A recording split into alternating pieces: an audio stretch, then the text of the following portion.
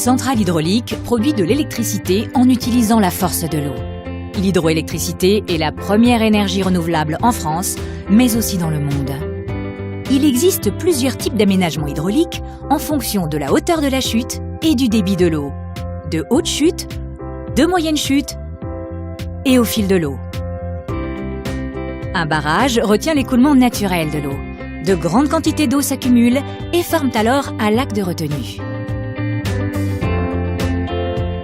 Une fois l'eau stockée, et en fonction des besoins, des vannes sont ouvertes au niveau du barrage pour que l'eau s'engouffre dans de longs tuyaux appelés conduites forcées. Ces tuyaux, à taille humaine, conduisent l'eau vers la centrale hydraulique située en contrebas. Pour préserver le milieu aquatique, un débit minimal est maintenu dans le lit naturel de la rivière, entre le barrage et la centrale. Dans la centrale, à la sortie de la conduite, la force de l'eau fait tourner une turbine, qui fait à son tour tourner un alternateur.